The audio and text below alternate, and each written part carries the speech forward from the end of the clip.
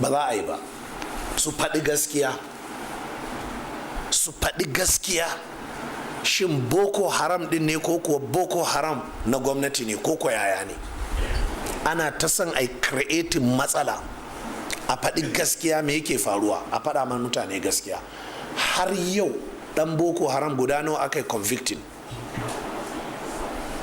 guda nawa aka hukunta har yau? To je ka bincika kuma guda nawa aka saki. Suspected members na boko haram waɗanda an tabbatar ga abubuwan da suke, je ka bincika guda nawa aka saki. An sake su tirim, kuma ba a hukunta ko kwaya ɗaya ba.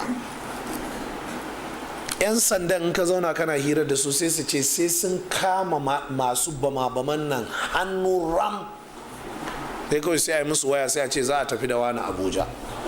Kawai bayan kwana biyu sai yaro ya bugo musu waya sai ce to kayi mini kaza, a shi na yanzu ni ne nake bugo maka waya. Shi da yana ce yana calculation duk an kai su Abuja, je ka Abuja din a nuna maka suna ina.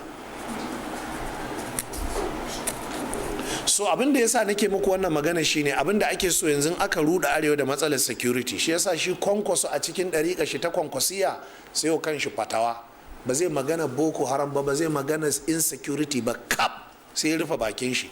Duk abin da zai faru sai ya ki magana. Wannan ma yana daga cikin muskilanci mai ma'ana, ya ki maganar gaba daya. Wannan yana daga abin da ya bata musu rai. An so ne in an yi kaza ya magana, in an sai ai ta yin abin shikenan sai ai setting back. Yanzu ku je duk Arewa babu jihar da ake mata aiki irin abin nan ne, irin jihar Kano. To saboda haka jama'a mu dawo cikin taitayin mu. Ina ba ku wannan shawarar ne ku je ku fara yin tarurruka na wayarwa da mutane kai.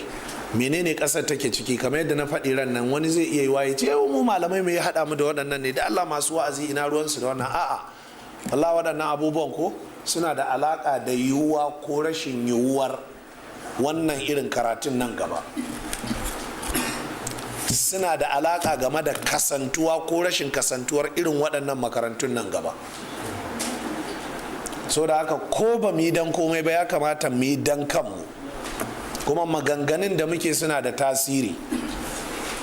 Domin ran nan daga waɗannan maganganun ko har sun fara bugo min waya daga rediyon Faransa.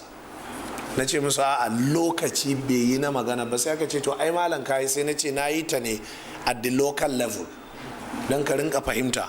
Akwai magana da in bata fasu ba kai ma kar ka fasa ta, amma a cikin kasusuwan ai na yi alkawarin zan tafi, za a ji ni nan gaba a gidan rediyo, amma lokaci bai ba.